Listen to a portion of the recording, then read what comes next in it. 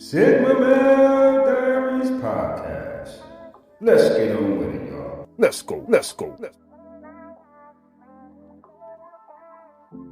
We can relax, have fun, get a good laugh, get information, and enjoy the show. I mean, to do what it do, baby. Sigma Male Diaries. This is your host, Nigel McKnight of Sigma Male Diaries.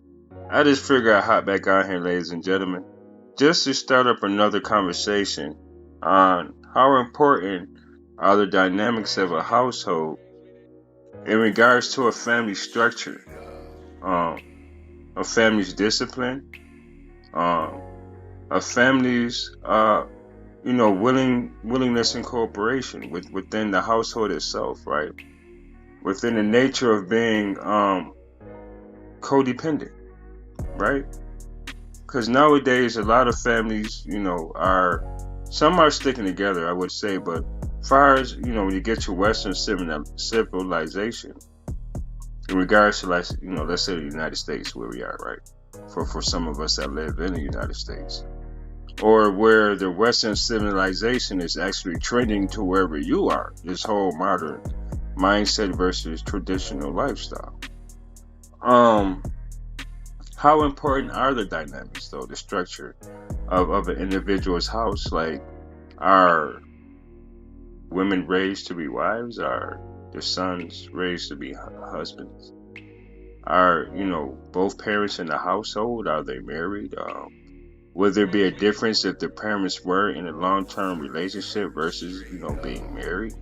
What are the benefits and what are the disadvantages of having parents that are actually, still in a relationship, they're not married, just the biological children are his, versus a family that's actually married, a husband and wife? What do you think would be the advantages, or are there any advantages, or is there disadvantages, or what are the disadvantages for something pertaining like that? Because those are two different scenarios, especially when it comes to, like, if the family was to split up, for whatever reason, the mom decides she needs a break, or the father feels as if he needs a break. They're just in a relationship. And people would say, well, if they were married, they could do the same thing. They'll just be, separated. Nobody won't know, but, but it matters, because what about the children? And I just wanted to put it out there. Do parents think about the outcomes and the end result of their children's behavior, during the course of their relationships and their marriages? For the parents who put their children in their business in regards to whatever dispute they have with either parent, they would literally sit there and talk to the kid and put the kid in the pretense that, if a person act like this, or if they don't do that, or, be careful, because sometimes people will be this way, but and they'll be that way, but they want you to think they're this way. A child shouldn't have to worry about that. A child is innocent. Allow a child to be innocent.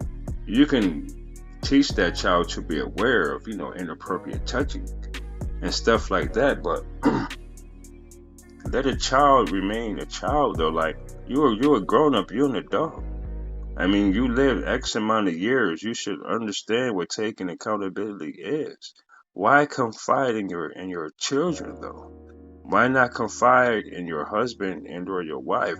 It's not too many men that will sit there and complain to their sons and their daughters about their mother's behavior. When they're older, yes, like when they're probably 16, 17, where the children obviously knows, there's something definitely going on here, because mom and dad are sleeping in different rooms, whatever the case is. They're visual, they see things, they know. And even if the child were to come to you, it depends. Like, what do you do? Do you tell them the truth? They 17, 18 years old. They about to graduate. They happy, thinking everything. Both parents going to be at the graduation and stuff like that. And next thing you know, the divorce came a whole lot sooner than the parents anticipated. Now, a day before the graduation, one of the father's moving out. He found a place, and I mean, it's a lot of stuff that happens. So the family dynamics, how important is it, especially when you're raising children and they have lives they have to live too? Because you have parents that try to outdo their parents. And I would say this, they'd be like, well, my mother and father, they had this type of job and we had to wear these type of clothes and this is how, my mother or my dad treated one another, whatever the case is. And I don't want this for me, so this is what I'm going to do for my life. You know what I'm saying? And this is the type of man I want. Her father can be a average salary earning man. Let's just say he can make 60,000 a year. But she would say, well, it was me and my two brothers. There was three of us, and my dad made 60,000. My mom only made 45, and we still struggle. So I need a man to make this much. I mean, but you gotta think about it though. 3 kids, that's 5 people. You know what I mean? So I mean, right there, the whole fear of that whole thing alone, like, what make you think you're gonna have like 3 kids though? And a man that's, nowadays they making more money. It's not like it was back then. Opportunities are greater now with men. They don't need to go to college. Women either. You could just start your own business. Hey, good morning, good morning. Good morning. Hi, how you doing? I'm doing well. How are you? I'm doing great. So what do you have for me today? Well, I was just listening to what you were saying, and I've only been listening for a few minutes, but it's crazy. Everything you're saying is, pretty valid and all of that.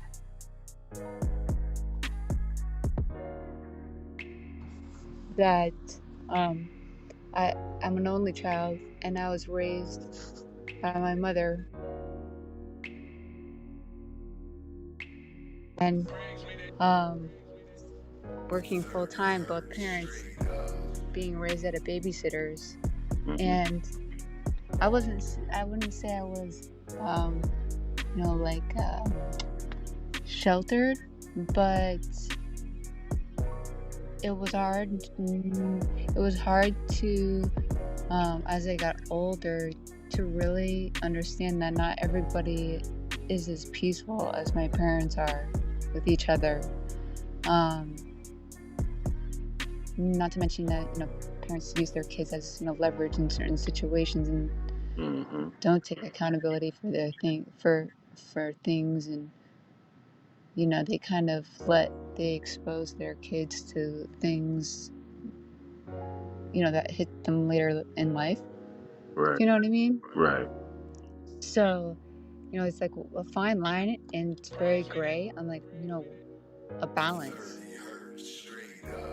Like what is being too good of a parent like, and how is that price paid, and then the opposite. So just a thought. Yeah, there's nothing wrong with that. I'm glad that you stopped through and give me some insight on what I was talking about, because a lot of people don't figure this stuff out until they're older, or they start to plan their life to have kids themselves, because they have to reflect on, okay, am I ready to be a parent? This is what I was taught, as far as how I was raised. I didn't have much, because like you said, both parents are busy. The babysitter is basically the person that raises you. Yeah, and being picked up from school, like I was never, I remember one time my mom picking me up from school, and it might have been on 9/11. So it was like, if I was sick, I wasn't sick unless I had a fever. I went to school no matter how I felt, unless I had a fever. And even to this day, well, I'm 35 now, and I don't have kids, and I don't have siblings, and now it's sometimes I kind of wish my parents made it a little harder for me. It would have kind of let me dodge some bullets later on in life, I guess. Because things are not all perfect, in the real world, and And pretty much, if you don't know what to do, don't do anything at all, but don't premeditate it, especially when it comes to kids nowadays, because they're so smart Mm-hmm. and they're quick, and they're built like that. They're going to be growing up in a world that is faster than a world that has ever existed. Right. That's true. And that's going to be important, especially how they're raised, how their upbringing is carried out throughout the times they're able to make their own decisions. I mean, it's not too many children these days who really want to know what they want to be in life, though, really. I mean, it's just like, well, I don't know. I just want to be a basketball player. They don't know why, but they just like the game. A Yeah. lot of, because the leadership, especially with the single moms, or let's just say just a only child, for example. I mean, dealing with an only child syndrome can be rough growing up as a only kid. You know, being Yeah. lonely I and mean, bored, and sometimes not, you know, trusting certain kids and people, though, like being sheltered and everything. You know. yeah. I haven't actually ever defined only child syndrome yet. Actually, it's kind of funny. Yeah, maybe it's just called straight denial, But Yeah. I probably shouldn't open that can of worms. But Well, no, it's it's it's just kind of balance, balance and the environment. And I can't say I would have been better or worse, if I had siblings. And there's no instructions on how to be a parent, right. and not even instructions on marriage or how to run a household. um, I mean, women weren't even allowed to like vote at some point, because we're too emotional. And now it's like and now we're like confiding in kids.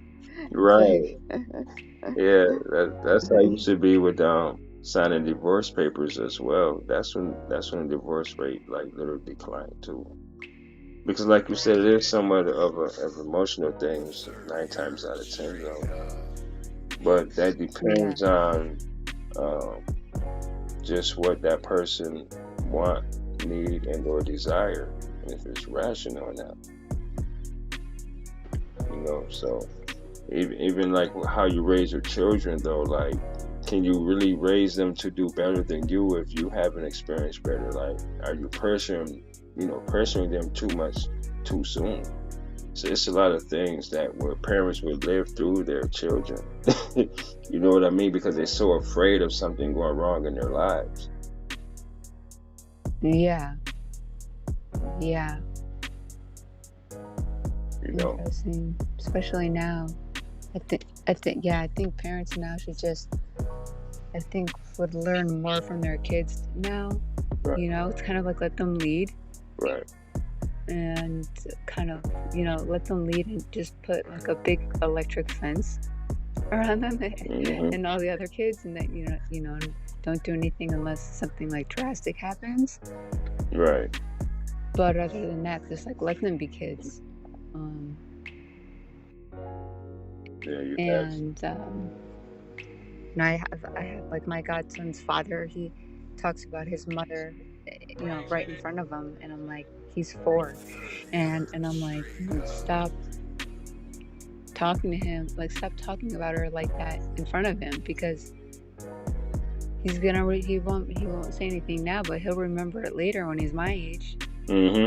Right. And Yep. um, he's gonna have questions. He's gonna trust me, like he will have questions, and it's gonna and you're gonna need answers. You're right. And it just kind of convolutes things, and it doesn't set any foundation Right. It kind of to fondles with the trust barrier too, though, on both Mhm. ends. A kid, like, because as you grow older, he realizes, hey, Dad, you lied, or whatever the case is. Yeah. And that's why I say, Or like, mom, did you really do this? Or did you right, really do that? And that, it's yeah. like, And that's why I'm surprised that some men, I was a single dad, but I chose to be a single dad. Like, I love my son and my daughter. They're 19 and 26 now, but I mean, my daughter just moved out like 2 weeks ago. She's in med school. I'm free. You know what I mean? I'm still yeah, responsible wow. financially for her, but I just helped my son start his podcast and something else too that I have him Hmm. doing too. So, but other than that, though, like I can't see how a man can like literally like sit there and get that emotional to where it's, yeah, your mother. I mean, that is a kid. Like, go to counseling, go to therapy as an adult because you're going to implant something in that kid that shouldn't even be there or exist in the first place. And toxicity, Yeah, dysfunction, all that stuff will stem from a man as well. It's not just the yeah, women. Men would do it too. yeah, Just that women yeah, are more in the position of single mothers than they're single fathers, but these guys have to be a great example. yeah, yeah. It's I mean, I definitely encourage everyone to kind of like put their kids in some kind of therapy. Right, you can come back, Pillar. But yeah, it's important, ladies and gentlemen. It's not always the women. I'm telling you, you have some men that, to me, I mean, I don't typically judge people. I just tell you the facts on like how I see things. It's only one or two ways: logical or irrational. I mean, men can be just as feminine as women would or should be. And it's sad that as a man, you're a leader, provider, protector. Why would you even put a child, an innocent child, in a grown-up's business? Anyway, leave that kid out of it. That kid don't need to hear anything negative about his parent from either parent. They made that choice as parents to sleep together and have unprotected sex, whether the condom broke or something happened. That is the end result of your decision. A child, and that child should be allowed to live a healthy, normal life as a kid. Keep your children out of your business. Grown ups don't gossip. We find solutions, we find resolves if there's any conflict. Don't need to be going back and forth at each other because you simply disagree. Look at it from the interest of the child, for the best interest of the child at that. It's not always about you and her, what you want from this grown up or what you want from that grown up. That kid needs something from both of y'all. And that's something that a lot of parents have to understand. They at each other next, but then they sit back looking at the kid after that kid overheard the argument, whether it's on the phone or whether it's in person, and you want to look at the kid and go, well, what's wrong, baby? Is it really that normal? Are you really that psychotic to even sit there and act like that's not supposed to affect the child? And then you wonder why the child is growing up having some type of like animosity towards you, starting to feel some type of way as they get older. The kid is confused. And then, you break up. Whoever got custody of the kid, it's another woman coming in that child's life or another man. I mean, it goes back and forth, man. Ever since I had my daughter, I mean, I'm telling you right now, my daughter only seen no, two. Two women. Two women, man. That's it. You know what I mean? And that's it. And I've been single for the last 2.5 years, like literally. You know what I mean? I'm like it's different, man. Like this life is too short to be sitting back thinking like what you should have done when you could do something about it now. But ladies and gentlemen, this is my show on how important are the dynamics of a household, specifically as a parent, but as a family. I mean, do you think as a parent that when you have children that you really put them first and you make more sacrifices, because there are going to be things that you need or want, but then again you have a child you have to supply needs and stuff for. That's for both parents, in the house or not. But do you ever stop and think now that you're no longer living for you, now you're living for your legacy though? You're living as not only just as a wife or a husband, but you are a mother and a father now. Do you understand what priorities are when it comes down to actually being a family? Yeah, I understand your husband and wife, boyfriend and girlfriend, but you're raising a child, someone that's completely innocent to your lifestyle. Why should they have to suffer your consequences as a result of you making another bad choice? Why can't you be man and woman enough to keep your kids out your business? Why they gotta even feel what you feel? Because you hurt, you want your kids to know what hurt is too? Maybe because you dysfunctional, you want your kids to be dysfunctional too? Does misery really love company just that much you willing to sacrifice your child's innocence and peace? Are you really serious though? This is what grown-ups are today. You gossip with your kids. Really? Well, ladies and gentlemen, that's it. Now, I really I really appreciate you guys taking the time to listen to my talk. All right, ladies and gentlemen, I'm going to have more formal talk so people can just join the talk. Man, we have a good conversation, ladies and gentlemen. All right, and this is your host, Nigel McKnight, ladies and gentlemen. Check me out on YouTube, Sigma Male Diaries, as well as Sigma Male Diaries on Spotify, Stitcher, Reason FM. I'm on Apple Podcasts. I'm on Amazon Music. I'm on Radio Public, and I'm on Podpage. You can hit me up on Podpage, and hit my website, repercussionsapparel.com, and my brand is Rockaware. I am an author and a writer as well. My book is Repercussions. What happens in the dark will come to light. And I do have a movie endorsement with that with Pearson Media to have that book actually made into a movie. But right now, I understand, explain COVID and stuff, it's just tough, man. I'm not even trying to, I'm in New York. I'm not about to make any bank trips. But an opportunity still lies where it is. And I'm not tripping because, hey, they move and I move. Just like that. Yes, sir. But yeah, ladies and gentlemen, I'm about to get up on now. Chia. And I really appreciate you guys listening in. And thanks for the love and support. Remember to follow me and everything like that, and I will follow you back. All right, ladies and gentlemen, and this is your host, King Nigel of Sigma Male Diaries. Some of you might like what I say, but then again, some of you might not. But I don't give a fuck. And I really don't. Ladies and gentlemen, y'all stay safe and be blessed. Good night.